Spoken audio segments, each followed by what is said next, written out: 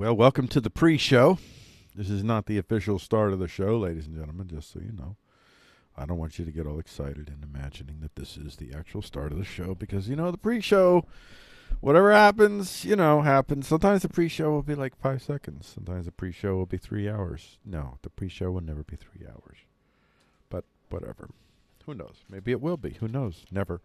Never say never. At any rate. Well, at any rate, I almost glitched out my system, and I don't want to tell you how I almost did that. It doesn't matter. Everything's fine. Welcome to Coronaville. Welcome. Well, I don't know how many Coronavilles I got listed in here. Let me just check a little here to see. I definitely have some Coronavilles. Definitely have some Coronavilles. I have stuff. Yeah. There's some Coronavilles, and then there's some other stuff. It's not all Coronavilles. There's a mix of stuff, but I'm not gonna tell you what that is just yet. You're gonna have to wait till the show, because the way the show starts is I actually do that. But we're gonna get to the this is we're now, ladies and gentlemen. I don't have anything I really wanted to say before the free show right now, so we're gonna move on to the next start in starting the show.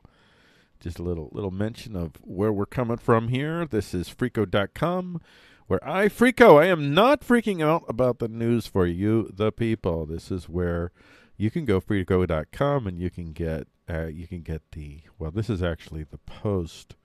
Let me go to Freeqo.com here. Well, this is Freeqo.com, but this is the actual notes for today's show that we'll be using for the show. But if you go to Freeqo.com, so it says tip your news, or if you click there, you can tip your news. That's or you tip your Freeqo. That's me. You send money to my PayPal account, and then everybody's happy. That's all I'm doing. That's it. Simply Wimplies. Freeqo Talks and News. You get these are where I post some of these. This one's not working. I have to figure this one out. But this one is working. So this is these are where you get the post of the excerpts of the show that I record throughout the show, because while I'm doing the live stream, I'm also recording the 6 videos that'll be going out on the YouTube channel. And that YouTube channel is Actun Batsa right here. Actun Batsa. I have 90 subscribers. I'm in there, man. I'm in there big. Then you'd subscribe, because that's what you'd want to do. Of course you'd want to do that. That goes without saying. That's just stupid. Right? That's stupid. Here's where I get the stories from. Now, I get the stories from I cull the web in various forms, and I'm looking for certain types of news, and there's certain types of websites that I can rely on more than others, but I'm looking for certain I have various methods to find my aggregate of news that I then select from, and that's on Newsalike.com, where you get the glitz, the odd, the under, the radar, the hard to believe news at a glance. And then you get the Obamacare, Obamacare.tv. And Obamacare.tv is an interesting site. This is kind of the site where it better come up. Come on, buddy. Obamacare.tv is the site where I am tracking the wealthiest families, the wealthiest companies on the main. There's some other things that I have thrown in there as well, but you see, this is where you can get, and these are just links, and then excerpts from the stories, and then just a bunch of links from the whole network that goes there. And the whole network is just basically these sites. And then the last one here is Pioneering News. And Pioneering News. Come on. Well, I don't know if this is my interwebs or what, but I don't like how long it took Pioneering News. This is going to be a problem. I'm going to have to talk to the web manager, web person. That's me. I have to talk to myself about that. Pioneering News, Tech, Science, Underground News, links. The top link, top stories, all that. You can go there. And then all of the best from these. I pick 12 of the top stories that I really cull and try to find the most relevant excerpts for. And then on the other ones, on the Newsalite, it's 10 stories. Obamacare, it's 10. And then I get 32 stories. And from those 32 stories, I pick the 14 stories that allow me to sing the song for the day. And that's now we are about ready to actually begin the show. There you go. All that just for that. Now, before we begin the show with the stream intro.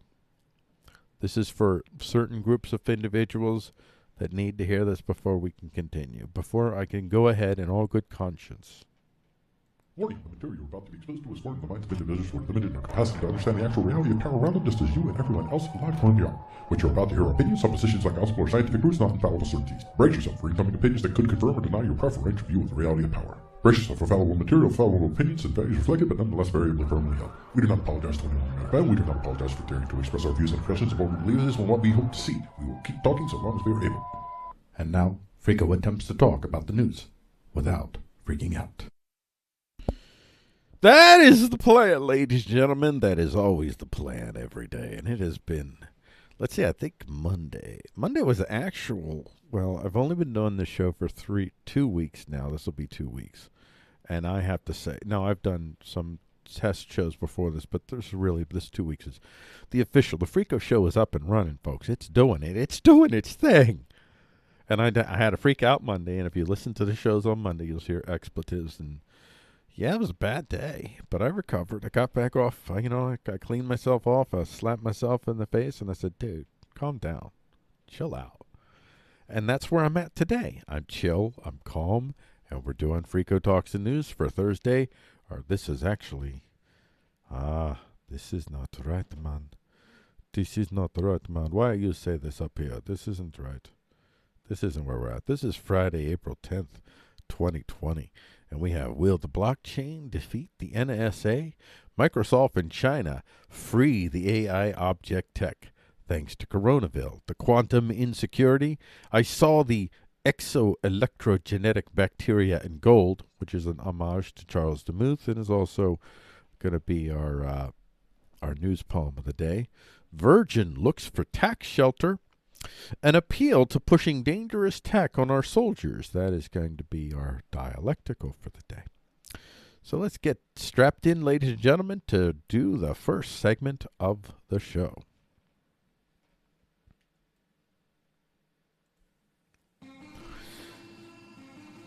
Get the Freeqo Talks Daily delivered to your email at freeqo.com/daily. And here's the lead for Talk Headlines. Will the blockchain defeat the NSA from CryptoState? Swiss blockchain startup launches privacy testnet to resist NSA-level surveillance. And here's a handy-dandy excerpt for you. A blockchain startup based in Switzerland has been working on a mixnet that provides advanced privacy infrastructure for Internet users and has now made the testnet available to all users. NIM Technologies has invited users to run mix nodes in their mixnet in order to collectively solve the world's privacy crisis. The company said that it launched its testnet at a critical time for privacy, as the increased government surveillance due to the Coronaville pandemic has weaponized technology such as artificial intelligence and mobile phone tracking. Yeah, it has. NIM's mixnet will enable users of privacy-enhanced services to integrate into the network with minimal changes to their code, similar to the way Tor works. No, I've never heard of Tor. I don't know what they're talking about. Never. The testnet is currently in its first phase, which is being open to the public to join. This is shameful. I would never participate in anything like this. The second phase will see the mixnet being decentralized via validators, while the third and final phase will introduce rewards for mixing.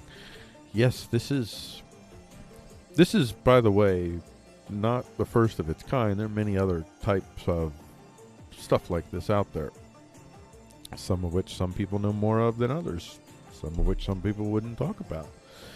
Not that I would know anything, because I actually don't. I'm terribly deficient in my crypto blockchain actual practical use. It's very limited, and it's one of the areas of my life that I really hope that after maybe even during Coronaville, probably during Coronaville, figure out how to get a lot more integrated into this whole universe that's emerging. I've got some stuff to do. Some stuff. I want to be part of mesh networks. I want to find the people around me in my community right here where I live, which is in Pennsylvania, to be able to network together. We could build mesh networks across vast spheres. We could build a almost a PA-wide mesh network amongst fellow contributors. You can run a whole internet all by yourselves. You don't even need their internet. You can use your own bandwidths and your own stuff, man. Your own stuff. And things like this prevent others on the outside from getting your data, from getting inside. If you're not part of that network, you ain't getting inside, man. And also, you ain't going to be able to shut it down. Not that they won't get inside, not that they won't shut it down. It's just that it's going to be much more difficult for them, much more costly for them. And then whenever that one gets destroyed, you just little tweaks and up the next day with another one. So good luck, especially when we get to the point where, and they're really trying to slow this down now. This is what this is. Oh my gosh. Okay, I got a little conspiracy theory here, folks. All right. Okay, now this is just one of those what if thoughts. I have not given any credibility to this. This is not a rumor. I haven't any specific reason to believe this, but just hear me out. I do not even want to walk down the path of Coronaville was designed. I'm not even doing any of that stuff. That stuff is not going to help any of us. Whether it was true or not, and I don't really believe it would be true, but I mean, in this world, with all the things we found out, I could find out that John F. Kennedy was my mom. And she beat me, and I'm really 20 years older than I think I am. I wouldn't be surprised if I found that out in this world. I just wouldn't. And the first 20 years of my life was a blur. And I was a dwarf for 20 years, and I was beaten every day by John F. Kennedy, who was then my mom. And then in 1968, then I was discovered, and me and I have an identical twin, so both of us discovered, and we were like so stunted that let's just say they're babies now. They're born now. They don't even remember those first 20 years. Like, I would not be surprised. I'll put this theory that I'm going to extrapolate kind of in that whole theory, but I think it's an entertaining thought, even if nothing else, a science fiction kind of entertaining thought. And that is, Coronaville comes up, and their immediate reaction is not a plan. It is just a natural reflection to, this is a fundamental threat to my power. I don't care what anyone says about anyone, Donald Trump or Nancy Pelosi or Boris Johnson or Vladimir Putin or any of them. Everything is about the power, and everything is a measure of that. Donald Trump recognized, like many people did, they have to balance out, okay, how much of the threat is real? How much of the threat can we stop? What is the cost of stopping it? Is it better if we let it go? I mean, these are legitimate questions to have. And for him, like everybody else, it's all tied to the power. So when it looks like they have any belief whatsoever, and they could easily believe stuff, they're stupid. That's the thing. They're brilliant in the ways that they are brilliant, and the ways that they are brilliant is ruthless and just destructive and murderous. But in other ways, they're dumb as dirt. So they can easily be whipped up into frenzies of fears in which they just lock it down. And then after they lock it down, that's when the planning and design comes in. That's when the opportunists come in. And everybody starts to figure out, what can I get out of this? How can I cut my profit? And you literally have the profiteers. And what if there's only a few really, really, really powerful families. And especially now that everything's shut down, it's so much easier for them to stay under the radar now than it was even before. and they're all behind their little bunkers. Maybe they're all in the same bunkers. Who knows? Maybe they're all there, and that's why it'd be even easier. Or maybe at least they're directly connected. I'll tell you that. And they're probably moving around pretty freely, actually, I would imagine. But still, they're moving around very surreptitiously, nonetheless. Well, not so freely. So they freely go where they want to, but how they go is restricted. They have to do that in a surreptitious way. But, in all this discourse, it would be natural to say, these technologies here, man, they're going to mess us up. We get 3D printers in everybody's homes. We get these micro factories, these microgrids. We get these mesh networks going. We get the ability, we get human beings that can more and more use the power of the sun, whatever, renewable energy, whatever it is, energy, geothermal, whatever it is that you're using, that you're maximizing your ability to derive your power from the land that you are on. That's the key. The land that you are on. That's the key. And these things are going to happen. They're already happening. And this now gives them an opportunity, they imagine, to shut it down, to stop the technology right here, and to go out. And what do you think I've said it in other episodes. They're going out and they're buying IPs. They're buying IPs from all the broken little companies. They're going to capture all the IPs, and the government, the state, is going to use their guns to protect their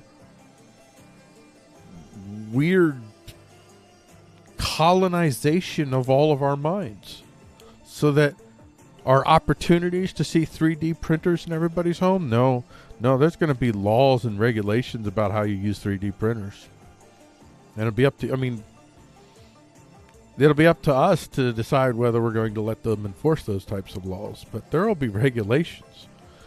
So this type of work here, this is awesome. This is something that if you would like to see consensuality emerge amongst the cycle of murder and violence, then you've got to be for this. This is truly an awesome thing.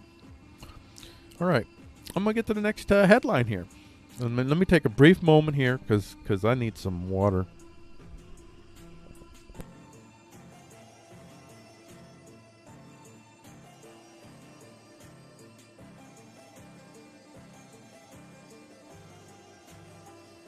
I always commend myself when I do nice things for people because I'm a decent person, and that was really decent of me to turn off the microphone while I was sipping, because that was quite a noisy sippage. You would not have appreciated it. I think you should thank me, and that's why you got to keep listening too, because of that, because of the love that we now have for one another in that bonding moment. Fear the distance learners, Big Gov warns. From Education Views, proposed federal distance learning rules help big tech shut public schools, replace teachers with AI. Excerpt. The Demuth Department of Education's new proposed rules for, I love that, proposed rules. Oh, no, that's actually appropriate. Never mind. I don't know if they're trying to demean just the term they're using or not, but okay, never mind. I'm reaching there, For federal regulations of distance education and innovation will effectively open the floodgates for online education corporations to put public brick-and-mortar schools out of business by streamlining adaptive learning and other artificial intelligence technologies that replace human instructors with competency-based education software, which provide direct assessment through subscription-based courseware. Ooh, subscription-based courseware. That data mine students, students' cognitive behavioral algorithms to personalize digital lessons. Okay, so this is a real problem. This is a fundamental privacy issue right here. See, this is something the federal government cannot do without violating the Constitution. This is due process. No human being, we do not have any obligation to present to you our particulars, and this gives you our particulars at levels beyond insane that you have on file for the rest of our lives. Like, this is stuff that's, as an adult, if I grew up in this time and I had to put my finger in that digit that told a tale fundamentally profound about something within me that I might not want anyone, especially the government, to know. Yeah, that's a bad deal. That's a really bad deal. They don't, I mean, but it's the tool. Now, I'm going to try to keep this short because I could really talk about this for a long while. But it's the tool, not the user. I mean, it's the tool. It's not the question. It's the user. You take this tool and you have it customized so that the AI that you have is your personal AI. Now, your personal AI will communicate with other AIs, even across networks. But it can't be centralized and controlled by a government. The government may require of students they can still require students pass certain competencies in certain basic fields. They can do that much. But they can't demand that students submit the full heart and soul of everything of who they are to a centralized government database. Are you kidding me? That's insanely insane. That's the big problem with this. Now, their problem, this education views. Okay, let's get down here. According to Skinnerian CBE advocates, competency-based computer learning at home is better than human instruction in a classroom because the one-to-one student-computer ratio enables each student to learn at his or her own pace. CBE programs measure students' progress based on their demonstration of specific competencies rather than sitting in a seat or at a computer for a prescribed period of time. Many CBE programs are designed to permit students to learn at their own pace. So, let me go to the article here. I just want to, if I don't find, I have a memory of this being, their issue is that, where are we going here? Sweeping deregulation, okay. See, that's not good. Sweeping deregulation, well, that's all, never mind. Another long story, want to keep it short. Okay. Let's try and make you bigger here. To put it another way, okay. If the federal government allows AI ed tech to develop faster than Congress can regulate, then the Department of Ed will render itself into a mere ceremonial bureaucracy that has abdicated its authority to AI algorithms, which means artificial intelligence will be in the driver's seat taking control of the future of education policy as virtual distance learning becomes the mainstream mode of schooling in a post-corona economy.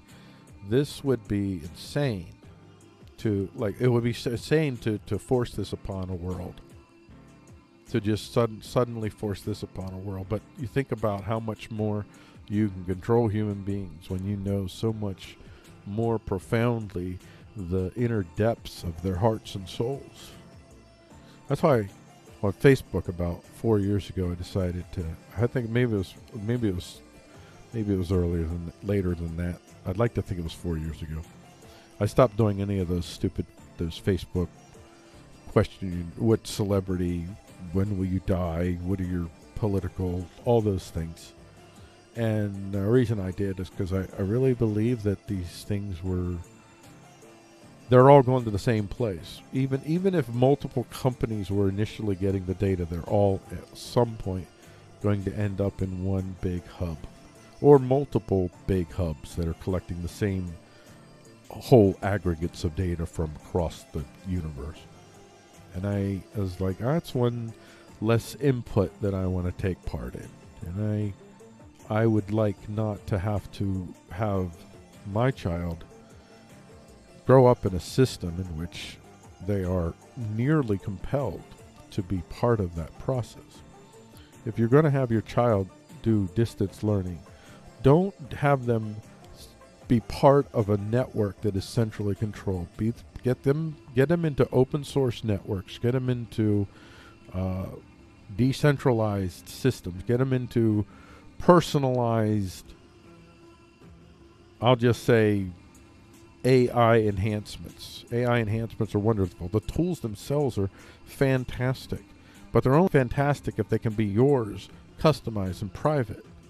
They're not fantastic if they're by they're programs that are copyrighted and owned by maybe 1, 2, at maybe 3 at most suppliers of all of these programs, and they just get perpetual revenues in the billions, and then they use those billions. What do they use them for? They use them to fund all their special interest groups, their special college studies, their particular political parties. They use that mass amount of money to continue to basically mold the world more and more into their preferred vehicles of power. It's the nature of humanity, and this would certainly help that. On one hand, though, when I first looked at it initially, some of the things, when I was looking at it just as an objective, like, would this type of program be good? I think it would be excellent. I think it would be it's really promising. My problem is not the tools. It's not using AI. It's not having this methodology and using this distance learning. I would never want to just suddenly force this on people. We have to phase this out. If you're going to phase out of the brick and mortar school system, which I'm totally for, by the way, 100% totally for. I think you need a brick and mortar community system where the kids can come and gather for things that kids would want to gather for. You still want to have them come sometimes. You still want to have your theaters, your football, your basketball, all those things. So you still need buildings for that. So you still need reasons for them to come together. They're not just all staying at home. And maybe some of them, if they can't stay at home, then there's a place that they can come in. It's a study place where people can come, and you can come in and study or whatever, And then you have some basic adult supervision there, and that's about it. That's a lot less costly. And so you may have teachers, but those teachers are going to be specialized teachers that are going to come in for specialized sessions, highly concentrated, hands-on type sessions, whatever that might be. And there might be other circumstances as well. So it wouldn't be completely no brick and mortar. It just would be a lot less use of brick and mortar. And the kids that, for various reasons, their parents both work, whatever, they have a place to go to study, to have access to tools to do what they want to do in a relaxed kind of environment, kind of like a lot of these unschooling type communities have set up, something along those models.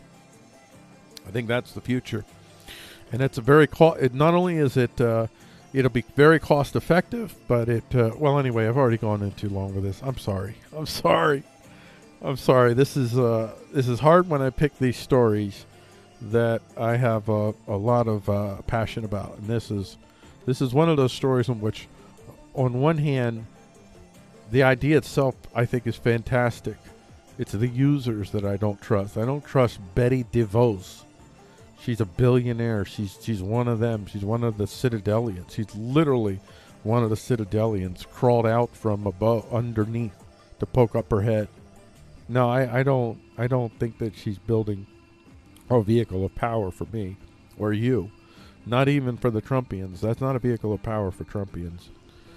That is not a vehicle of power that's not a vehicle of power for folks that would like to live in a consensual world. And here's going to be our last headline. Oh yeah. Oh yeah.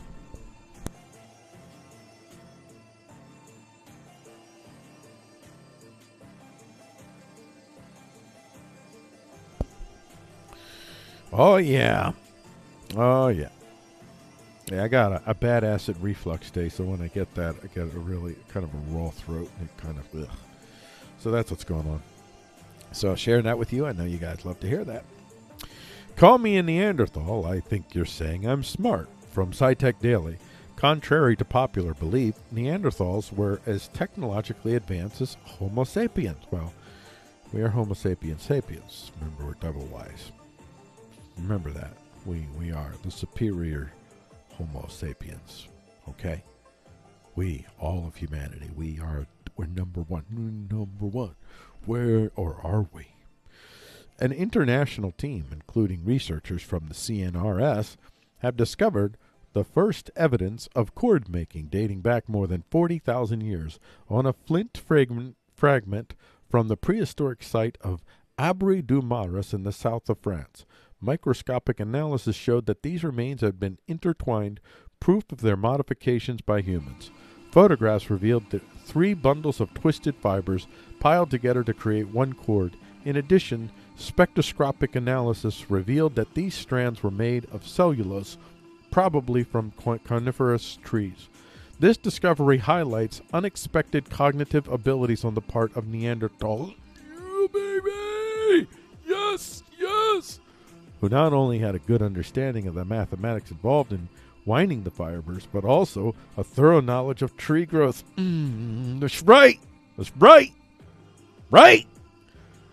These results published today, April 9th, 2020, which we're talking about on April 10th for reasons, in Scientific Reports, represents the oldest known proof of textile and cord technology to date. You know, I need to take a little moment here now. I need to. Here we go. There we go. I need to take a little moment out here and act out. Just have a little bit of a consideration of the fact that I am in fact 4% Neanderthal. That's right. 4% of me is Neanderthal. So I am the Neanderthal race. That's how I self-identify. I am Neanderthal. So when I was talking about that whole sapiens, that was bullcrap. We Neanderthals are the superior race. Neanderthals, go check your DNA. Actually, we're not the only superior race. There are a couple other superior races in a couple other places. There's a couple African ones. There's a couple Asian ones. You know, there's a couple superior races. You know, we're you know, you humans, Homo sapiens came in, and you bloodthirsty killers. You killed us all, except you didn't. Some of us are still here. We're a remnant. We're the Neanderthal remnant, baby! All right, I'm just kidding. I don't believe any of that. But I am 4% Neanderthal, which is pretty high. Apparently, that's like in the 96 or 97 percentile of humans who have Neanderthal in terms of the amount of Neanderthal you have. So I'm pretty hardcore. You know, I'm kind of a big deal. 4% Neanderthal. Kind of a big deal. All right, and that is going to be our headline for the day. Or that's going to be our headlines for the day, and I'm just going to get this little prep for the YouTube excerpt. The headline is over, and stay tuned. This is the 4 o'clock show. The 5 o'clock show is coming up, and that is the talk feature, which is going to feature that it's an AI story, another AI story. There you go, another AI story. All right, for everyone else watching, we're going to get set and ready we're actually going to get prepped for this. And I'm going to take another sip of the waters to keep the throat from thoroughly disintegrating into my very soul with the acids. That's better.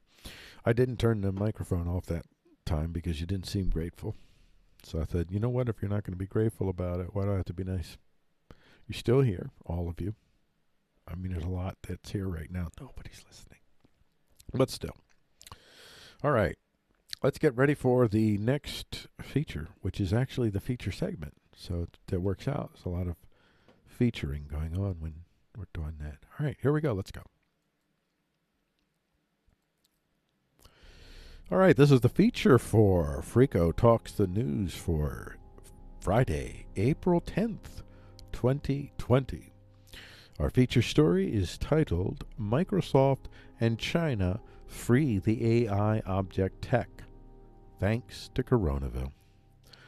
Every once in a while, our masters throw us a bone. And this is a pretty delicious one, if I must say. And I must. That's why I'm writing Don't You Know. That's what I do. In a Promethean spirit, Microsoft and Huazhong University, which, it should be noted, in the age of Coronaville, is from the Chinese province Wuhan, have decided to make the technology behind an AI object detector open source. This means they won't IP pirate you if you use this technology yourself, which is really nice. The tool will enable people to track, define objects at microscopic levels. It will enable doctors to look inside you better, and virologists, pretty relevant point right now, can more quickly learn about new viruses as they emerge and understand existing ones at significantly more detailed levels. Yeah, the age of the virus is here. Whatever the nature of the virus is, this is what we're going to start to become. So it's going to be weirdly, it's interesting. It's to the degree to which this type of virus continues to be a problem for us, or if this particular one does. It's going to be it's going to be very interesting to see the reality of power shift as this type of influence continues to press itself. So people going into virology, everybody's looking at you as like, come on, you guys, you figure this out, all right? Figure this out. No pressure, though. No, there's all kinds of pressure on you guys right now. You guys are in it. From VentureBeat, researchers open source state-of-the-art object tracking AI. A team of Microsoft and Huazhong University researchers this week open sourced an AI object detector. Fair Multi-Object Tracking, FAIRMOT, they claim outperforms state-of-the-art models on public data sets at 30 frames per second. If productized, it could benefit industries, I didn't write that, ranging from, that's probably a real word, I never heard of it used like that, or if it's real, I don't know. I know nothing. It could benefit industries ranging from elder care to security, and perhaps be used to track the spread of illness like Coronaville.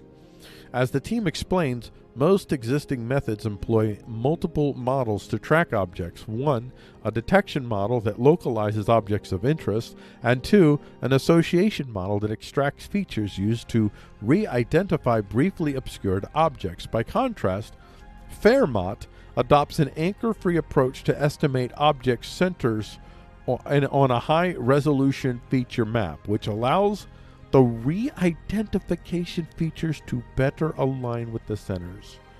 Wow. A parallel branch estimates the features used to predict the object's identities, while a backbone module fuses together the features to deal with objects of different scales. Wow. So I can't say that I fully understand anything that I just read there. I understand that essentially,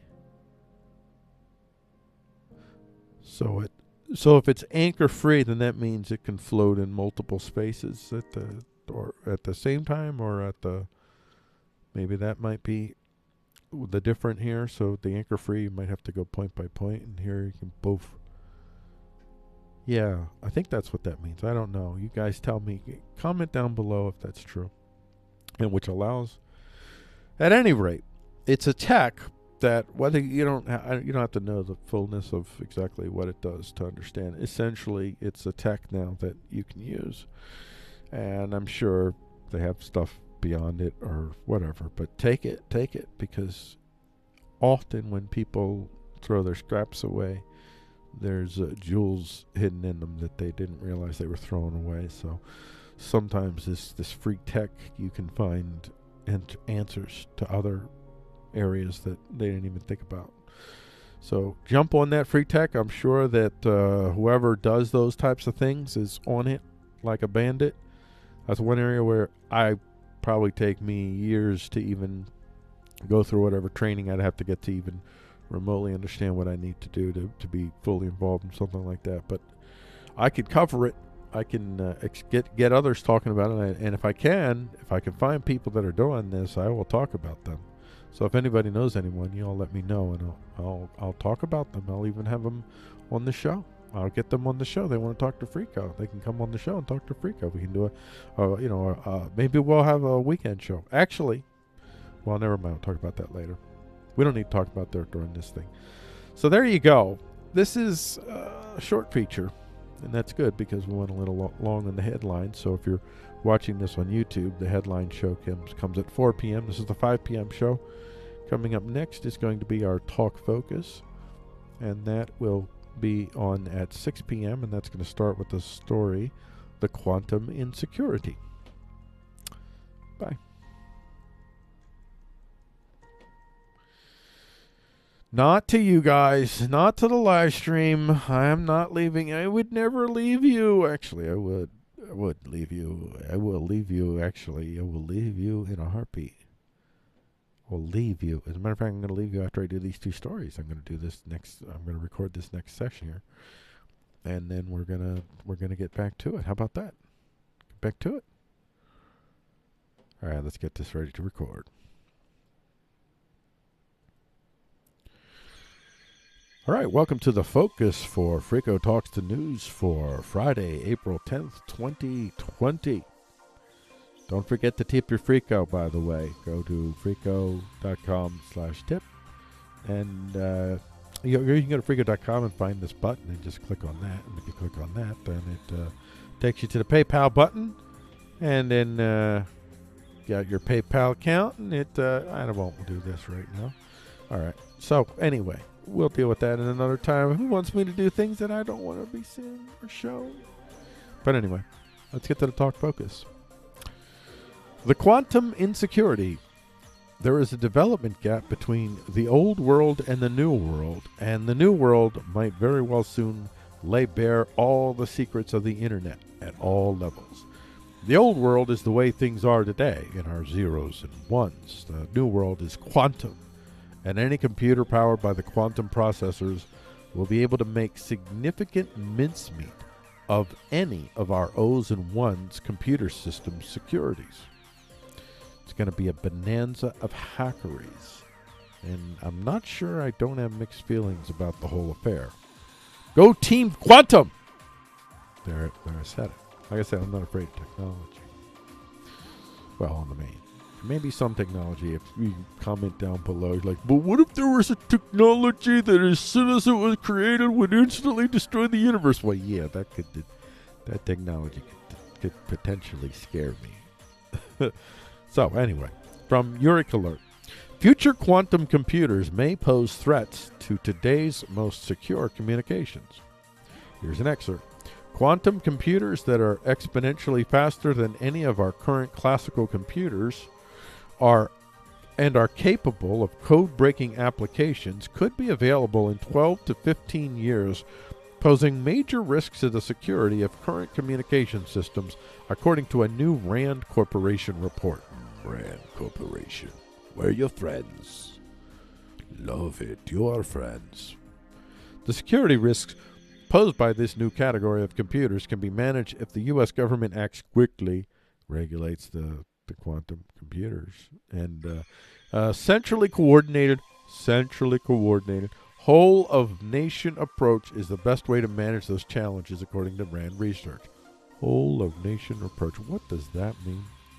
If adequate implementation of new security measures has not taken place by the time capable quantum computers are developed, it may become impossible to ensure secure authentication and communication privacy without major disruptive changes, said Michael Vermeer, lead author of the report and a physical scientist at nonpartisan RAND. The United States has the means and very likely enough time to avert a quantum disaster and build a safer future, but only if it begins preparations now. Standard protocols for post-quantum cryptography that can maintain the current level of computer security are expected to be drafted and released within the next 5 years. However, the nationwide or global transition necessary to implement the standard protocols and mitigate the vulnerability from quantum computing is expected to take decades, far longer than the time experts estimate would be available for the task, reports find. So, well, the quantum computers are going to beat you, so this whole nation approach is what they're going to do. And I don't know, what does the whole nation approach mean? It's like, listen, man, you do what you got to do, you know, just shut that thing, regulate. We can't have, you want to work on no quantum computers? Listen, you can't work on no quantum computers unless you're part of the club. Are you in the club? Are you in the club? Are you in the club? We're going to let Google build killer robot dogs. Google, they regularly deal with China. They've already sold technology to China. They've already done work for China. I don't know how much money they made. I have no idea, so I won't say anything. But I'm sure they've made millions. I'm sure of that. At least millions, maybe billions, but at least millions. I'm going to say. I don't know if it's tens or hundreds or billions, but I'd say at least millions. We'll let them have killer dogs, but we won't let Johnny keep working on that quantum computer, because if he does, the whole thing will be, oh no, you see, it's all working against him. Technology is working against them. I'm telling you folks, across the board in multiple levels. Technology favors the individuals and these consensual associations. And they're doing everything they can to keep that from happening. And I don't believe that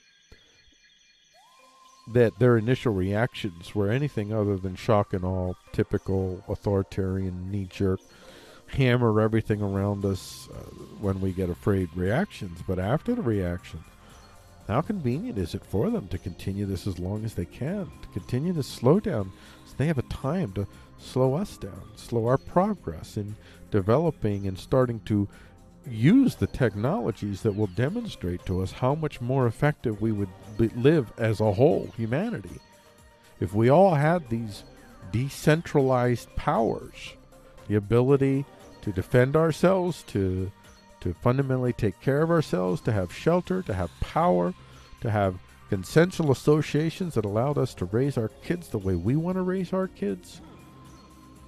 These types of powers, if we had these powers, it's the end for them. Or they're going to actually have to start deliver services that are useful to us. And if they deliver services that are useful to us, great. As long as they stay within those Bill of Rights standards. Don't cross those lines. And where you have infringed, you need to walk that back, because we're done with it. That's where I hope we get to. But they're fighting against that. They're fighting to ensure that we don't get access to the tech that can the Promethean fire. They want to keep the Promethean fire for themselves. This is the battle of our time right here and right now. I've been saying this since 2003, and now it's here. I didn't predict Coronaville, but this coming to a head, this moment is here that I predicted in 2003, where the reality of power is, in 2003, we already had the technology that could have fundamentally changed how we lived our lives as human beings. It could have decentralized many things, and on the flip side, it could have globalized. It could have globalized all the best stuff, and it could have centralized decentralized all the best stuff that you'd want decentralized, the best stuff you want globalized. You want ideas, thoughts, technologies, free flow of cultural exchange. You want people that get to know people and make everybody real across the world, so nobody has a more and more difficult time in demonizing others. You want all that, but you don't want globalized structures that tell you how to grow your food or how to what level of water you can trap. You don't want massive centralized planning and design committees. They are completely impractical and useless. They're only required if you're going to continue to run their antiquated systems that are no longer practical. We just don't need all of this stuff concentrated in the hands of the few anymore. I don't know if we ever did. Maybe we did. I'll let history way beyond us kind of sort that question out, but I don't believe that it's needed now. It's done. Technology has fundamentally changed the game. Light power thanks to organic metallic frameworks. In the city of Dresden, a hybrid material has been created that can open up a flood of new devices that could be powered by light. That's right, light may one day power your iPhone. Built with a metal organic, you heard that right, framework, which can be used as a broadband photo detector, enabling your device to be powered with light in some complicated scientific way. It's like there's steps involved. It's whatever. It leads to that or something. I'm going to go ahead and read the excerpt, and maybe they'll explain it better than me. from Science Daily. Novel hybrid material proves an efficient photodetector. Excerpt. A hybrid material developed in Dresden fulfills both these requirements, whatever they were. I didn't want to take too much. Himoen Arona, a physics PhD student at Helmholtz Zentrum Dresden Rosendorf, demonstrated that this metal organic framework can be used as a broadband photodetector, as it does not contain any cost-intensive raw materials. It can be produced inexpensively in bulk. The group had the idea of using the new semiconducting two-dimensional MOF as a photodetector. In order to pursue it further, Himene Arori investigated the semiconductor's electronic properties. She explored, among others, to what extent the light sensitivity was dependent on temperature and wavelength, and came to a promising conclusion. From 400 to 1500 nanometers, the semiconductor could detect a broad range of light wavelengths. The spectrum of radiation thus goes from ultraviolet to near infrared. This is the first time we have proved such a broadband photodetection for a photodetector completely based on MOF layers, the doctoral candidate notes. These are ideal properties for using the materials as an active element in optoelectronic components. Now, I did want to share this. I did look at this, and this is what this is. Let's go to a place. Come on, kids. Come along with me to Google Town. Google Town. You know what? Why did I do Google Town? I should do DuckDuckGo. No. I'm doing DuckDuckGo. Maybe somebody finds me a better one. I'll use a better one, but as off the grid as possible kind of recommendation. Here you go. Optoelectronics. Let's blow this up. Let's blow this up big. Optoelectronics, or optronics, is the study and application of electronic devices and systems that source, detect, and control light, usually considered a subfield of photonics. In this context, light often includes invisible forms of radiation such as gamma X-rays. Wow. So that's the study, but now all optoelectronic components, and this is, what are optoelectronic components? All right, well, let's see. Let's go see optoelectronic components. Let's see what they actually are. Why don't we do that? So we're going to Sharpsty that has them for sale. So here we go. Isolation devices, sensor, IR devices, laser diodes. Okay. So these are what these things are. So these will give them a lot more capacity to do this at a lot cheaper level. So once again, these types of devices are really important, I'm sure, for research and development as well. So you're lowering the cost of research and development. You're inviting more people into that place to do the R&D that it takes to get the job done. I think that's where I'm going to end it, folks. This is the end of the first half of the show, but stay with us on the live stream. You here on the YouTubes. This has been our 6 o'clock show. Stay tuned. The 7 p.m. show is coming up, and that's a news poem, and it's sort of tied to this painting and the poem that shares the name of the painting. That's on the other side.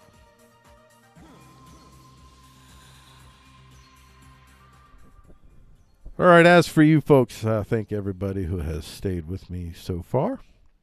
We are going to get ready to go on our little break. I get to drink some water, stand up, stretch around, maybe do some alleviation of some buildup of some, sometimes things go in, things go out, things go in, things go out. So this is the go out part. So that's what we're talking about. I get set here to do our break here. We'll see on the other side where we will get to the news poem first. And we're also going to be talking on the news poem, the title of the news poem. I saw the Exoelectrogenic Bacteria in Gold, homage to Charles Demuth. That's our news poem. Our talk brief is Virgin looks for tax shelter. That'll be the top talk brief. And then our dialectical for the day is going to be an appeal to pushing dangerous tech on our soldiers. That's all we have to look forward to, ladies and gentlemen, after we get back from the break. I'll see you. I look forward to seeing all of you. Everybody stay safe, stay warm, cuddle up to the fire as you gather around, as you put in the last log you have left before the folks arrive to give you your next emergency supply of wood.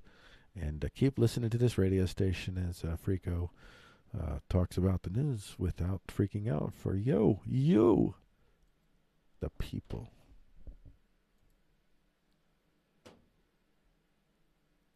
Love overwhelmed me. Love overwhelmed me.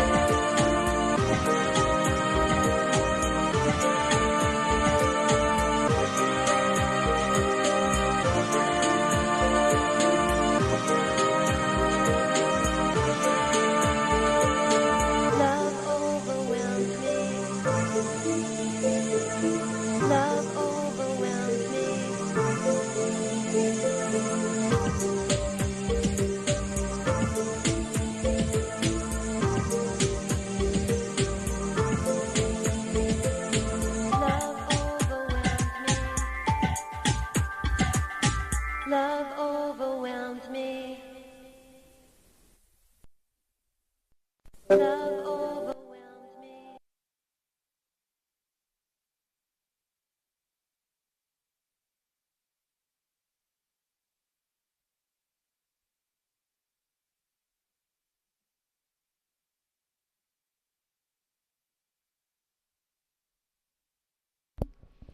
Dang nubbit. I guessed the song wrong again. I keep thinking it's going to last longer than it does. I keep forgetting how quickly that ends. But I'm back. I was actually waiting, and then I was like, oh, I have a little bit. I had to go move something that was not immediately near the desk. So then I got here. I had to get all combobulated in my chair and all that. But I'm here. Everything is all right, everybody. Ladies and gentlemen, he's here. He's here. Freeqo's here. Everybody calm down. Calm down. Everything's all right. Freeqo's here. Freeqo is here. Freeqo is here, not freaking out about the news. So let's get back to the show, and that means for certain members of our audience, I hope that you take this in. Now, I hope you take this in with all the love that it was intended. And remember that. Just remember that. All the love that it was intended. Warning, the material you're about to be exposed to is foreign to the minds of individuals who are limited in their capacity to understand the actual reality of power around them, just as you and everyone else alive currently are. What you're about to hear are opinions, suppositions, like gospel or scientific truths, not infallible certainties. Brace yourself for incoming opinions that could confirm or deny your preferential view of the reality of power. Brace yourself for fallible material, fallible opinions, and values reflected, but nonetheless variably firmly held. We do not apologize to anyone in our we do not apologize for daring to express our views and impressions of what we believe is and what we hope to see. We will keep talking so long as we are able. And now, Freeqo attempts to talk about the news without freaking out. That's the plan, ladies and gentlemen, and we are 4 days without an accident. 4 days without an accident, ladies and gentlemen. Come on. We'll see how long it goes. I do want to say the first 5 shows, so the record is 5 days. That's where we're at, 5 days. Well, actually, it's not even 4. It's more like 3.5. Let's see if I make it through the rest of the show. I feel pretty good I'm going to make it through the rest of the show without freaking out. So I figure we're going to get that 4 days. So Monday's going to be a really important day, folks. Monday's going to be a real important day. Is he going to freak out on Monday? Will that be one of his meltdown days? Just keep watching. Keep watching, ladies and gentlemen. Keep watching. Let's get ready to do our next segment here. This is probably one of my more favorite. This is mostly my favorite segment to do. And this is I do entirely for me. I hope after a while y'all start to appreciate, because it's like, it's poetry. How many people really like poetry unless it's rhyming cute crap? And I don't like rhyming cute crap. I don't like writing it or reading it. So you get this. This is my news poem. This is our news poem for Freeqo Talks About the News on Friday, April 10th, 2020. This picture here, it tells sort of almost the story. The title of this picture is I Saw the Number 5 in Gold. And this is done in, I believe, 1924. I think I'm right. And it's by Charles Demuth. And he also wrote a poem. And the poem is important because the second half of my poem is a transmogrification of his. I took many of the words, many of the structures, but I changed keywords and changed a couple other things to fit it within the context of my piece. So it became, I took a Charles Demuth poem and I hybridized it onto the tail of my poem. That's what I did. And that's the theme. That's the fitting theme for me. And the title of the poem is I Saw the Exoelectrogenic Bacteria in Gold, homage to Charles Demuth. The news part of our poem promises another version of a future involving programmed organic machines, biohybrids that can go inside our bodies and punch death in the face. In this version, the researchers mixed carbon nanotubes and silica nanoparticles together by wrapping them around a DNA strand, creating a hydrogel. A note about the poem. Well, actually, I kind of already made the note, but I'll read it down anyway here. Make sure I didn't miss something. The second half of the poem is a near-direct transmogrification of the poem I Saw the Number 5 in Gold by Charles Demuth, whose painting is also the image being used for today's news poem. News first, poem follows. From Science Daily. Harnessing the power of electricity producing bacteria for programmable biohybrids. Excerpt. Researchers reporting in ACS Applied Material Interfaces have developed one such material that enabled them to create a programmable biohybrid system that conducts electrons from electricity producing exoelectrogenic. I'm having a little hard time seeing my text here because I have a dirty lens. Hold on. Let me adjust this. All right, let's see if I can see that better now. I apologize for the dirtiness of the lens, but that had to do with things that we don't talk about on Fight Club. Actually, we do Fight Club in the reverse. You can tell anyone about anything that happens in Fight Club, but you can't talk about anything that happens outside of Fight Club in Fight Club. So the only thing you can talk about in Fight Club is actually Fight Club. But you can also share that with the world. But you can't share the world with the Fight Club. That's the way it works with us. We're a little bit weird. We don't get in a lot of fights, though. That's the weird thing. We all just show up at Fight Club. It's like, you cool, you cool. We just kind of sit there and do whatever. Listen to music, chill out, and then leave. Every once in a while, a fight happens. It's pretty cool. Every once in a while it happens. It does. I can talk about it. I mean, Ron killed a guy. Talk about it all the time. Nobody has a problem with it. It's like, no. I know he killed the guy, but it was fair. Fair or fair, man. Fair or fair, it happened. It happens. We talk about Fight Club. Like, I literally wear a Fight Club pin every Monday when I go to work. I am a member of Fight Club. Ask me about Fight Club. That's how we do it. We're a little weird. All right, to cut off the electricity, I jumped ahead of myself here because of that toll. All right, the researchers made a porous hydrogel composed of carbon nanotubes and silica nanoparticles woven together by DNA strands. They added exoelectrogenic bacteria to the scaffold along with liquid culture media to supply the microbes with nutrients. The material efficiently conducted the electrons produced by this bacteria to an electrode. The bacteria grew well on the material, completely penetrating it. To cut off the electricity, the researchers added an enzyme that snipped DNA strands, causing the material to disassemble. The conductivity and other properties of the material could also be tailored by varying the size and sequence of the DNA fragments that hold the scaffold together, the research says. Man, we's going to get it on. We's going to get it on. And again, it's the same story. Tool, not the tool. Not the tool, it's the user. That's the problem. So if this is done, this could be done in ways in which the individual has tremendous ability. They can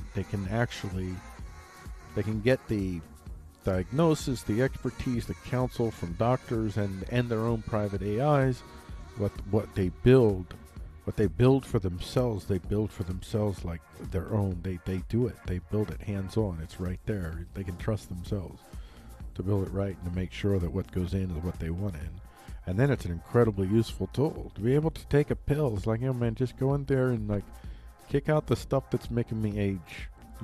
Kick that shit in the face. Oh, sorry. That is not counted as an event, by the way. One expletive is not, because that was a playful expletive. I should start another event for that. You know what? Let's start another event for that. It's only been 3.5 days. I went 3.5 shows without using an expletive. That's probably the record so far. Eventually I will be expletive free for the show, I guarantee you. Give me probably 2-3 more weeks at the most. I'm gonna nail this puppy in the head. I'm getting this down, folks. I'm getting this down. All right. To cut off the electricity, okay, I already read all that. So at any rate, let's get to the poem. How about we do that? I saw the exoelectrogenic bacteria in gold. Homage to Charles Demuth. In gold, I say gold. The perfect melange in my contextuals betwixt the blood and the code, answering the clarion call. Gold, pure gold, baby. Fire trucks rush down the street and we imagine the contextuality of the scene. Flashing, red bashing, or, if you're not from these parts, maybe yellow. Fire truck flash down the street, flash like gold. Hot gold poured down the nanotubes. Hot honey pouring out the fire hoses. I made it in gold. Charles made it in gold. Among the tubes and silica, I saw the exoelectrogenic bacteria in gold. In gold, on a red fire truck, stranding the DNA, biomechanical, unended. The silica snaps, nanotube halos, and cells transmogrifying throughout the dark body.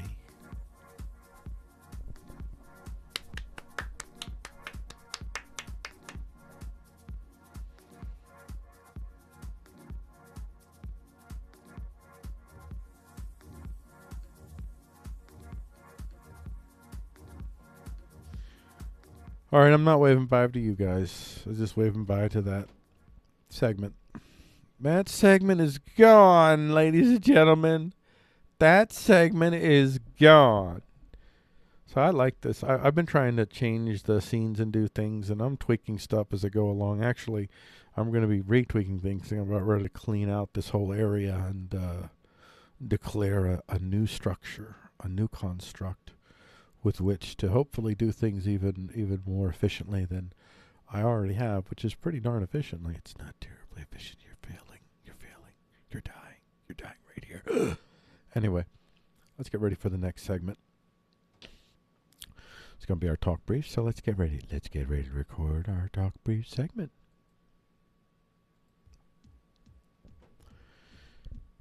All right, this is the talk briefs for Freeqo Talks the News for Friday, April 10th, 2020. Our first talk brief here. Virgin looks for tax shelter. From Business Live, Richard Branson shifts Virgin Galactic stake to tax haven. An excerpt. Richard Branson moved assets from the U.S. to the British Virgin Islands, highlighting his use of tax haven at a time one of his businesses sought a state bailout because of the Coronaville. Filings show a Delaware-based company for his $1.1 billion stake in Virgin Galactic Holdings transferred shares in the space travel firm on March 16th to the Caribbean territory where Branson lives. Residents in the BVI pay no income or capital gains taxes where he lives. He doesn't live anywhere. He lives everywhere. Residents in the BVI pay no income or capital gains taxes, while the U.S. state is known for preserving the privacy of its corporate owners. I don't know what that means. Yeah, it's like this self-righteous little blonkety blonk blonketer blonk. I'ma keep it all. I know, taxation is theft, all that crap, but still, I'ma keep it all. Something kind of schlock noodle about that. You know what? You know why he's gonna keep it all? Because I'm gonna put it in the things that drive my personal vehicles of power, and they're not aligned with yours. Because I stand on my own.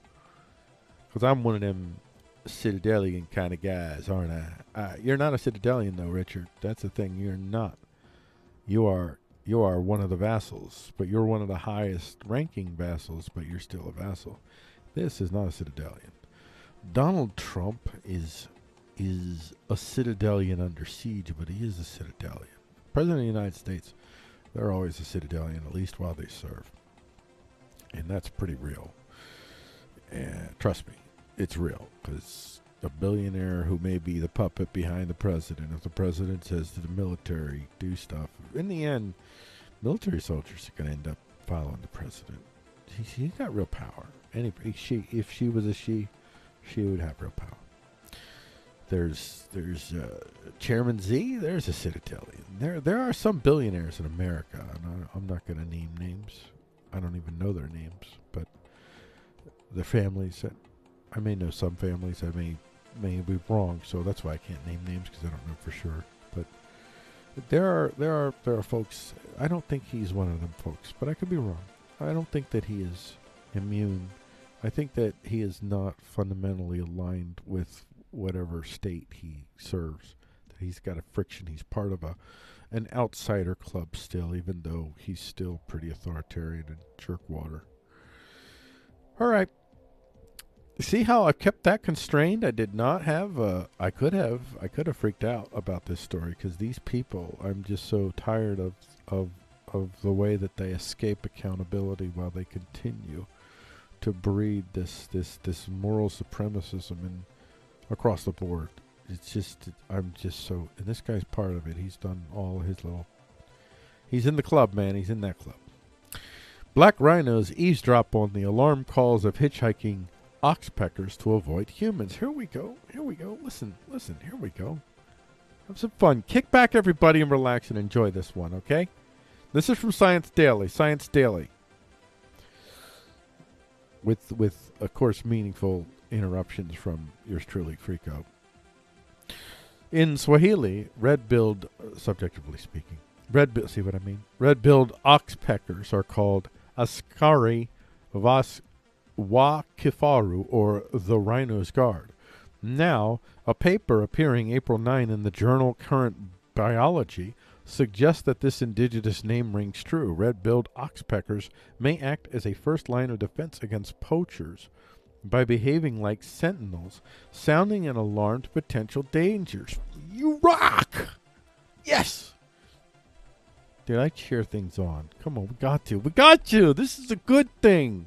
Nature did a good thing because, inherently we're always never rooting for the prey. We're always rooting for we're never rooting for the predator. We're always rooting for the prey. I mean, all of us. If you don't, then you're not human. Because we know fundamentally that we're the prey too. Even though in this case we're actually the predator, but still filling the role of predator here. The oxpeckers were far better at sensing and avoiding humans. So let's get to... While conservation efforts have rebounded the critically endangered black rhino's numbers, poaching remains a major threat. Although black rhinos have large rapier-like horns and a thick hide, they are blind as a bat and dumb as dirt. Actually, I don't know. They could be brilliant. I have no idea. If the conditions are right, a hunter could walk within 5 meters of one as long as they are downwind. They're dumb as dirt. I don't care how you put it. They're handicapped. Can I say handicapped? They're in a diminished state fundamentally. A real weakness in the design makes them really, really vulnerable to human beings with an IQ of 90 or higher. So that kind of puts them in kind of a dumb place. I don't care whatever brilliance you may have in other areas. You may be the ninja of nose, but listen. If you can't master this one skill, come on, man. I gotta look at you and be like, yeah, I got you. Oh yeah, it's called a 50B. I'm shake. No, don't get me wrong. I'm not talking about hunting rhinos. God forbid. But I am talking about like if a rhino is like up on it and it's like, yo, this guy, we're gonna drop this guy. We're gonna go get this guy. He's already killed. He's killed or she. We would do the she too. Wait, that doesn't sound right. I've said way too much. Okay, let's get to the meat of the story. How about that? Our experiment found that rhinos without oxpeckers detected a human approaching only 23% of the time. Due to the bird's alarm call, those with oxpeckers detected the approaching human in 100% of our trials. Yeah, that's why the oxpeckers are there. So you know what? I take it back. You know what? Take it back. I think everything I just said in the rhino, you got it. You're like, yo, man, oxpeckers, yo, chill out. Take a seat on the backside. On the backside. Okay. On the backside. Okay. You guys got this. We got this. Yo. Can we continue to eat the crap off your back? Yeah, man. Eat that. See, I almost said the S word, but I didn't. Restrained. See, I'm doing good. Come on. A clap for Freeqo. Yay! Made it through. Or did I actually? No, I'm going to do let's see. I did that story and that story. Do I do breakthrough after 50 years of work? No.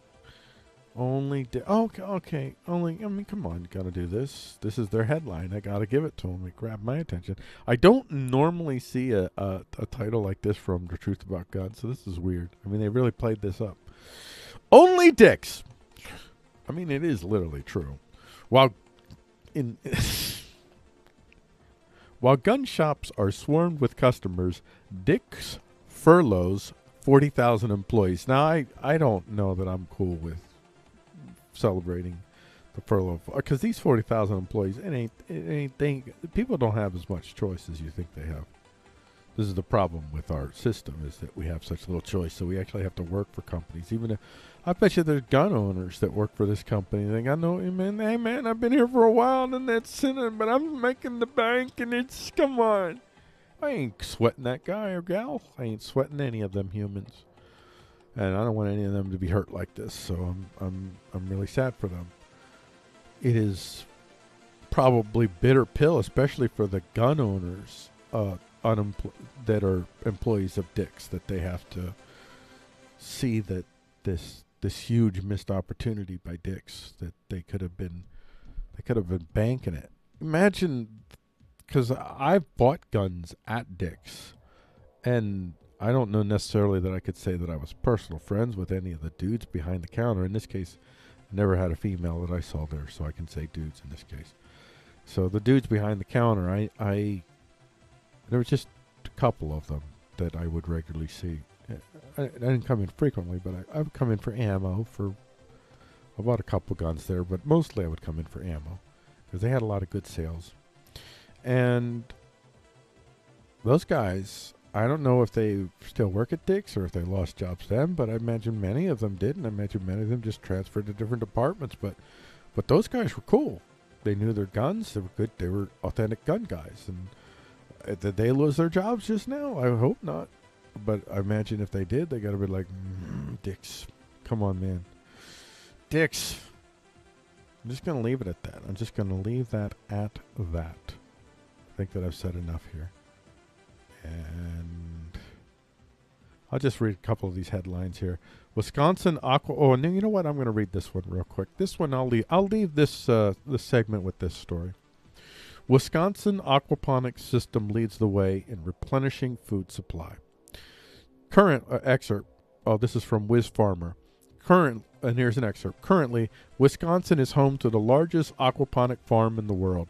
Superior Fresh, located in Hickston, began raising and growing food in 2017. Their company specializes in organic leafy greens, steelhead trout, and Atlantic salmon. Yes, you read that right. Thanks to their innovations in controlled environmental agriculture, it is now possible to enjoy locally grown fresh salmon in the Midwest.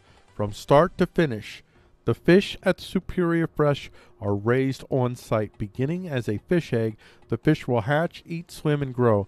To mimic nature, the schools of fish swim against the current most of their lives. When a fish reaches 10 pounds, it is ready for harvest. Currently, Superior Fresh produces 200,000 pounds of fresh salmon per year. Well, they really stepped up the game. There's a lot of these that use a cheaper fish, an easier fish to run, and that's the tilapia. So this is stepping up the game. This is a tastier alternative to tilapia too, let's be honest. With plans to grow to that numbers to 1.2 million pounds per year. This is, now see, what I want to see is, I want to see this be not okay, some conglomerate is going to come along and now buy these guys out. I'm going to buy their tech, going to buy their IT, our IP, going to lock all that stuff up so that if I want to do the same system that they're doing, I got to be part of their system now. I got to pay them the money, so I got to still be dependent upon their system. They want to keep us in that system, and they want to do it in a coercive way by cutting off our choices, by cutting off our resources, and the resources really are the tech themselves. The IP itself is the resource. They're creating the resource from an amalgamation of shared human thought, and they're locking up these key elements of tech which are constraining the full flow of what this technology can do in every human's life, in every home's life. In ghettos around the world, you can take this tech and you can redesign and rebuild your get your, even if you have to live in the same geographic space, you're going to build things differently. You're going to build them in ways in which you have shared space, you have open space, you have structures that allow for stability and consensuality in and of themselves with the type of resources initially that let the doers build the stuff that got to get built. Well, anyway, I'm going off on a tangent, so we'll end this segment there. This is the 8 o'clock show, and we have the last. If you're watching the YouTube version, the YouTube excerpt, the 9 p.m. show is the dialectical, and our dialectical is going to be an appeal to pushing dangerous tech on our soldiers. So look forward to that at 9 p.m. And all right, I got to remember to do that little promotion tag at the end. It's trying to do these little things just to try to keep people on the YouTube version of the show. This is live streamed on YouTube, but I don't know whether I'll continue. Right now, I'm only live streaming on YouTube and D Live just as an experiment. Yesterday, I ran into numerous issues with the stream that I saw. I was dropping frames. It was bad. So I am tried to just stream to 2 places today, and I may end up only live streaming. Well, I think I will still live stream to YouTube anyway, but I'm not really promoting that or paying much attention to it. That's my archive of the show. I can rely on that more than D-Live. Well, we'll see. Anyway, we're going to get to the last segment of the show here, ladies and gentlemen, and that is going to be our dialectical. So let's get set here. Let me take a last sip of water.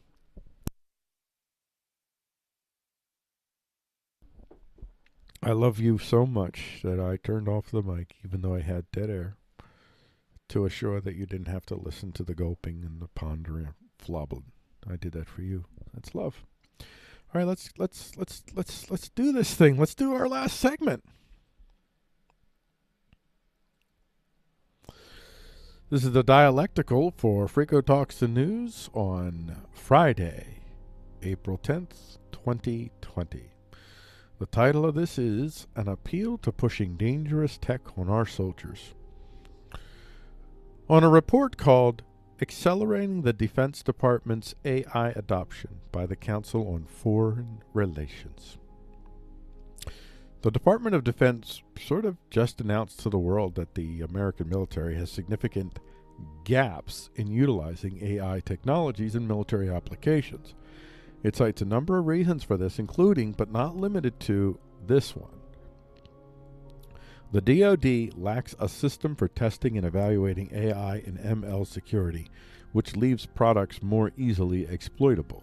For example, researchers have discovered that computer vision systems for autonomous vehicles can be easily deceived by placing a sticker over a stop sign, causing the car to mistake stop signs for speed limit signs.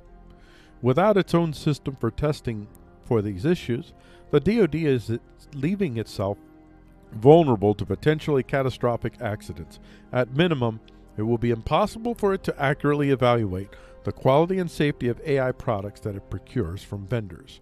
This quote is from a report from the Council on Foreign Relations called Accelerating the Defense Department's AI Adoption. It is released at a rather interesting time, Coronaville time, don't you know? And I know you do if you're reading this the day that this was written, which is April 9th, although the show that I'm doing it on now today is April 10th. And yes, to be sure, it's a report that's been worked on for a while, but the timing, it's weird. No, it's not an evil scheme, but it's just, wow, this is when it happens. The quote underlines a significant disadvantage that more liberal nation states find themselves in the race to develop the key centers of power in the new reality of power, artificial intelligence, quantum computing, and hypersonic weapons. And even the hypersonic weapons are going to rely in large part on the AI and the quantum computing at developing the most effective game over weapon systems. The nation states that master these technologies and are able to control them will have distinctive power advantages that will ripple through every aspect of human action. As I have long been saying, it is not the tools, it's the users. Here, we have nation states competing against one another for a new hegemonic possibility, while they also find themselves competing with the micro-fringe, the disassociated on the edge of existence, already creating their own microfactories, already developing their own open source counters to the very tech these nation states are developing.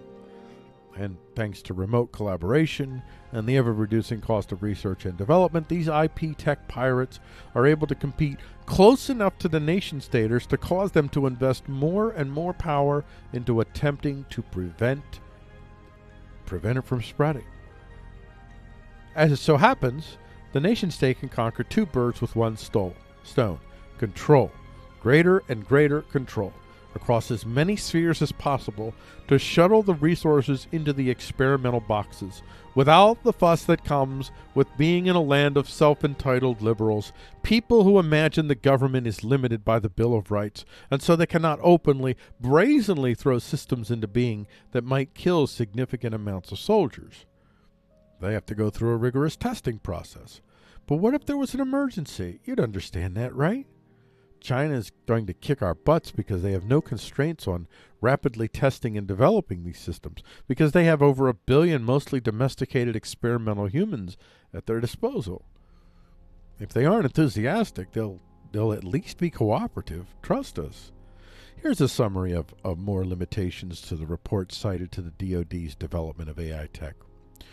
Shortcomings in technology, workforce, computing infrastructure, data, and policy slow the ability of the U.S. Department of Defense to develop, acquire, and deploy AI capabilities essential to national security. In order to address these challenges, the Department should modernize procurement procedures for software, reform hiring authorities, shorten security clearance process time, actively invest in areas the private sector ignores, such as machine learning system test and evaluation, and be prepared to demonstrate to internal and external audiences a return on investment in AI infrastructure development. There we go. Be prepared, man. Be prepared. A demonstration to internal and external. I should, can I say this? There. External audiences. That last part is the key part. Be prepared to demonstrate to internal and external audiences a return on investment in AI infrastructure development. I want you to connect bombs and bullets to this AI. I want you to connect the ability to destroy life and objects with this AI. This is what they mean by demonstrating, showing their competitors that that's what it takes to kill with AI. I also don't want you to fear the AI, for it is not the tool, it is the user here. The user is the small collection of citadelians in America and some of their vassals, versus the one citadelian of China and his vassals in America. And then all types of other interconnected vassals in all other nations of the world too. All intertwined in this particular struggle, these two reflections of the tips of the power that's happening here, or the I guess the root of the friction that the whole world is wrapped around right now. These are the competitors at the nation-state level that have the greatest opportunity of winning the new reality of power tech wars. But remember, there are non-state competitors for this prize as well, and these competitors intend on democratizing the tech, not hoarding it in the hands of the people most willing to kill millions, even billions, in search of the grandest power. This last excerpt is a subtle appeal to a, subjectively speaking, very nefarious endgame. The DoD has fallen behind on communicating with the public about how it will use AI under existing policy.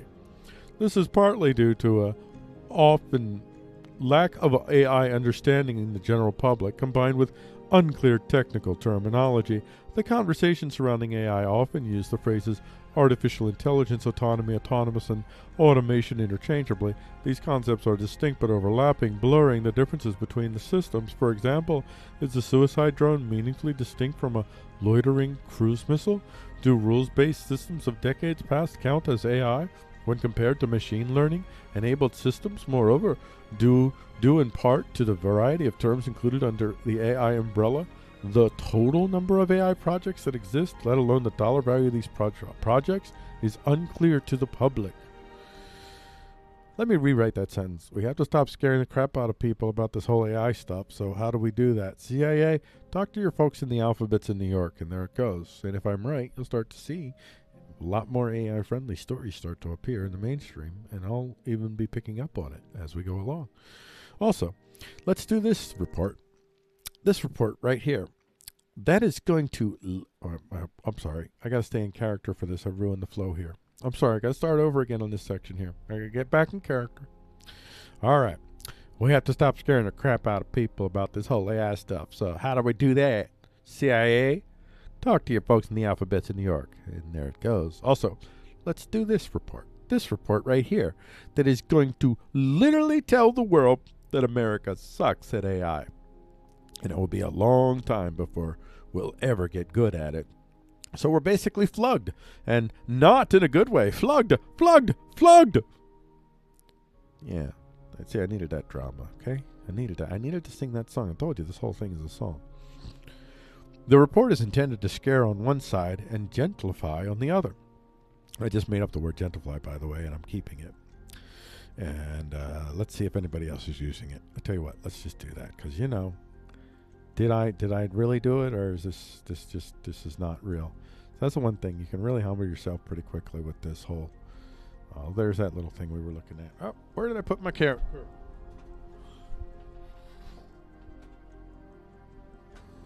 You need your keyboard. Ladies and gentlemen, sometimes you actually need your keyboard. So, there we go. Gentlify. Gentlify is a page on Facebook. Okay. Gentlify.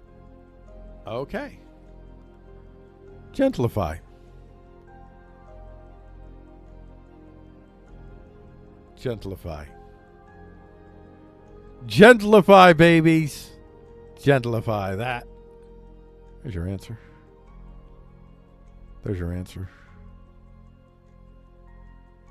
That's pretty wild. I didn't invent it, but I'm still keeping it. Here's how you should read it, assuming I am right. The U.S. military would not openly display such lack for all the world powers to see.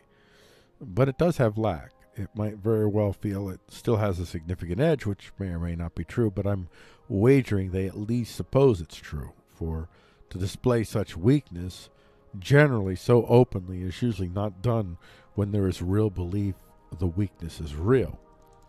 What it fears is the closing gap and a recognition or an assumption that due to the constraints on how we liberal Americans feel about the Bill of Rights, contrasted against their need to rapidly develop and deploy tools that might need more development time to assure our rights are protected, that thing's getting in the way. How speed up? Fear. Soothing assurance. Fear the Chinese will bury us if we don't do anything. By the way, the Chinese will not bury us if we don't do anything. The Chinese will bury us if we go down this path. If we developed our ability in our own land to be sovereign, if you will, to be, I prefer the word because of that whole sovereign citizen idiot crap. So I prefer to use stewardship, because no one's ever really fully sovereign. We all have to submit to our neighbors to some degree just to be good neighbors. That's part of the consensual nature. We have to submit to one another to some degree, but in a consensual way, a way that we recognize as being beneficial to us.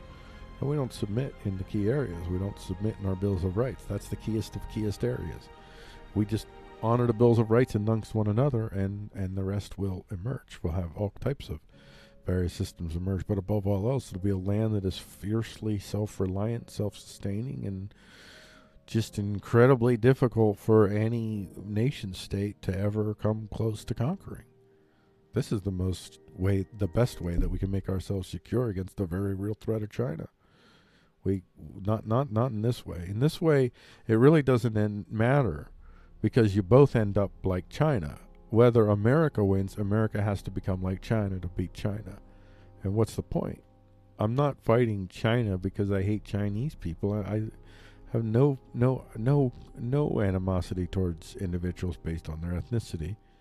I'm only against the system that the power that they possess wants to impose on the rest of the world, on a system that America seems to want to adopt, because it realizes if it's going to compete at the nation state level, in which it still has the power, by it I mean these small numbers of families that have made their whole lives off of this nation state model, they have to continue forward. They have to push forward and keep up with the Joneses. This is why you created the income tax. Was it I'm a little lost here. Is it 17th and 18th Amendments? I forget. The 17th Amendment creates the income tax. The 18th Amendment, I believe, changes the Senate so that it is now no longer elected by the state bodies, but it's elected by general elections. So it removes that check on ability to manipulate the masses. So now you could do that. And then it also created the Federal Reserve, all in the same year, same time. 1913, 1913. It's a pretty significant year, and all of that was done on the basis of there was all these major thug nations that have been thugging, like the British Empire's thugging, or everybody's getting their thug on, and they're like, if we want to get our thug on, if we want our chunk of the poor world, if we want to be able to exploit the world like everybody else, we have to be able to raise the revenues to basically what they really mean is we have to be able to consolidate the resources in the hands of the few that have the ability to command vast numbers of humans to go off and die and kill.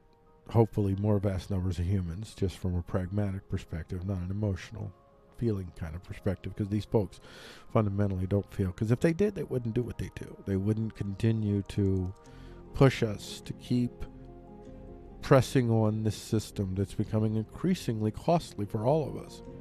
It costs us economically more and more. It costs us in our lives more and more. And the models that they want to go through, this technology, if it's democratized, it's the end for them. And if they consolidate it, it's the end for us. Like, that's where we're at now. This is the epic battle. If you wanted to live at a time where there's an epic struggle, there it is. And it's not about racism and bigotry. It's not about class. It's not about money. It's about the technology. It's about making sure that there's two fundamental fights. There's making sure that the technology is democratized and the fundamental resources to build are democratized. We will no longer accept the monopolization of these fundamental resources, whatever it is that's critical for us to build the materials that we need. Those are the key fights. Nothing else really matters. Everything else will take care of itself. People will find the ideational constructs that will allow them to submit to one another without feeling they're submitting. They'll come up with, well, no, I just realized I was a racist, so now I'm a reformed racist.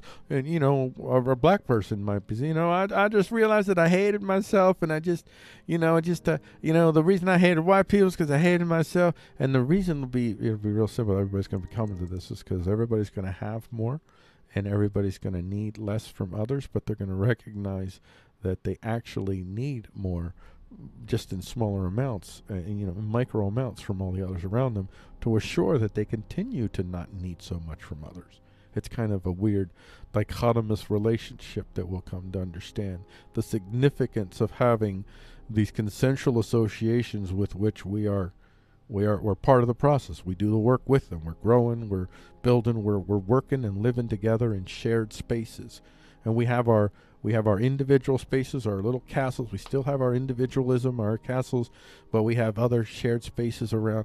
You know, I might start in the show to maybe to show you some of the stuff I work on with my designs.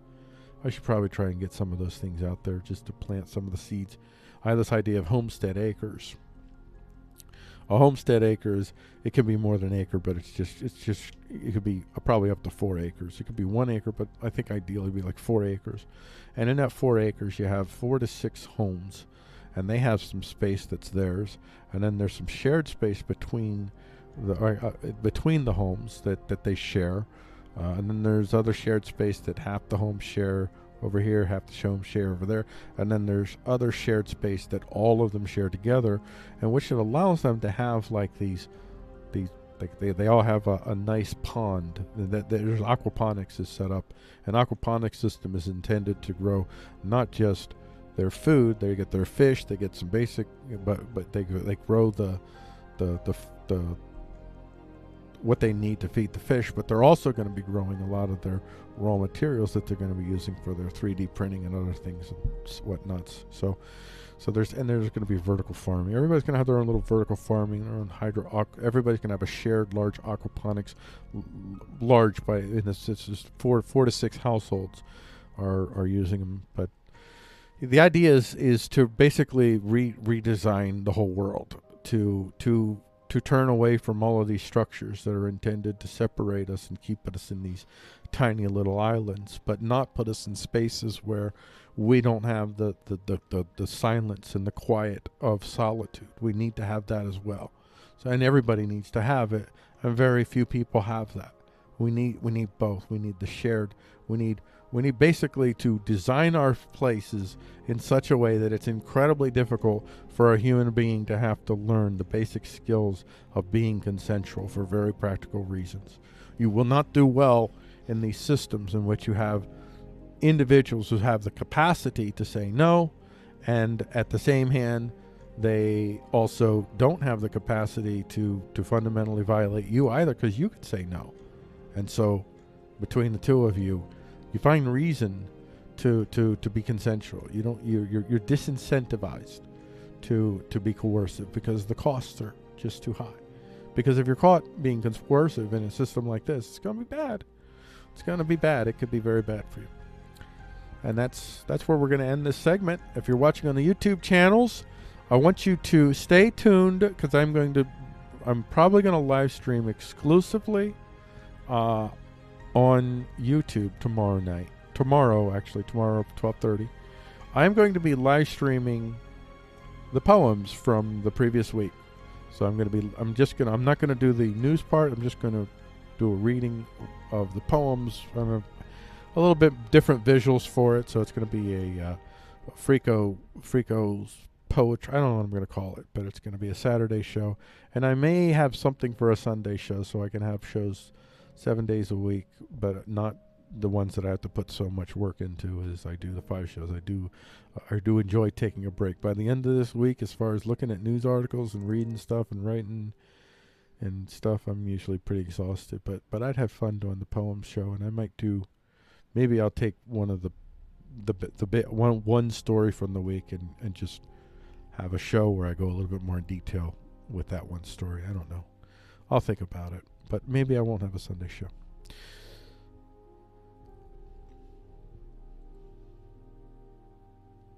All right.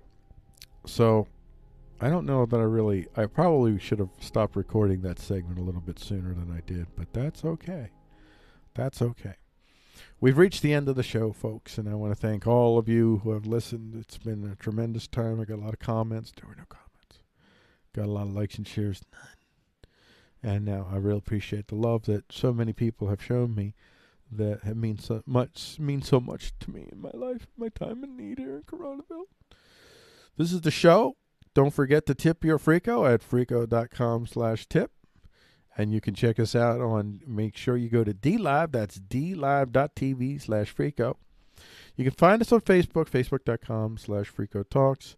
And we also, we post our excerpts on YouTube And the YouTube channel is Actuum Batsa. We only have 90 subs, so we don't have enough subs to get our own custom URL yet. So if anybody can help me out, go sub to that so I can get to my 100 and be able to have a URL like a real human being. You know, right now I'm just a YouTube degenerate, and that's all there is to that. So with that, I will bid you all adieu. I thank you all so much for listening. And even if you listen to a part of it, we'll see you. Well, we will see you won't see me on Freeqo Talks the News until Monday at 12:30 p.m. 12:30 p.m. thereabouts on dlive.tv/Freeqo and YouTube's Actuun Batsa, ACTIUNEBAZA. But tomorrow night, or tomorrow, 12:30 p.m., you will see Freeqo Talks the Poems. I don't know what I'll call it. I might just be, I don't know what I'm going to call it. Maybe I'll just call it Freeqo's News Poems. I don't know. I don't even know what I'll call it. But I'm going to do something tomorrow, 12:30, where what I'm going to be doing is I'm going to be live streaming while what I've decided is I'm going to be recording versions of the news poems just with the poems, so that some people who might want to just hear the poem, they can just hear the poem version, and I'm going to do that at the end of every week. So if I'm going to do it anyway, why not live stream while I do it?